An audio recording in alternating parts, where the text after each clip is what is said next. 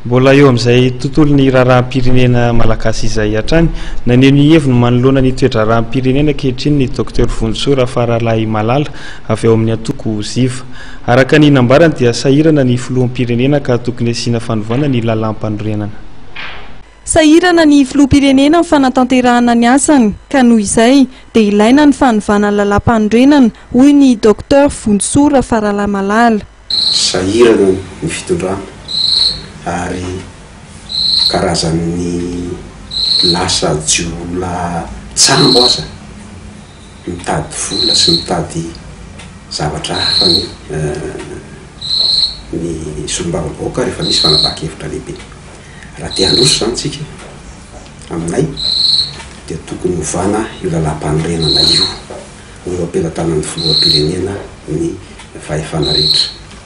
Izao dia betsaka milaza hoe hovainy gouvernemanta, tsy mba hovany ny filoham-pirenena raha tsy mivolony Assemblée nationale, manana majorité ao amin'ny Assemblée nationale izy, fa ny fomba hatongavana amin'izay tsy fantatro. Isy vola indray ve sa ahoana? Na izany na tsy izany dia tokony hanova lalam-panorenana izy. Ankoatr'izay dia nanambara ihany koa ny tenany fa tokony atao laharam-pahamehana amin'ny fifidianana be ny tanàna amin'ity taona ity. Tokony atao vain-dohan-draharaha. Misy ny milaza hoe volana juillet indray vao hanao fifidianana be ny tanàna. Zay siva dia mahita hoe volana me dia tokony efa voafidy ny be ny tanàna. Izay zavatra zany no antoka sy ny hery aina vaovao ho an'ity firenena ity. Satria amin'izao fotoana izao dia toa baranahana mpitondra tsy mahatapakahatra intsony no mitondra ny firenena any amin'ny commune amin'izao fotoana izao. Izany zavatra izany ny faniriana Ziva ny androvana lalam-panorenana. Fampihavanam-pirenena moa dia efa samy mahita isika rehetra fa efa mandroso hatrany izy ireo.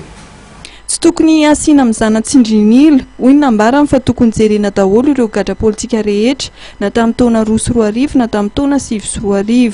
Ny angatahanay dia mba tsisy mizana tsindrinila amin'ireo olona rehetra izay niara-mbola tamin'ireo.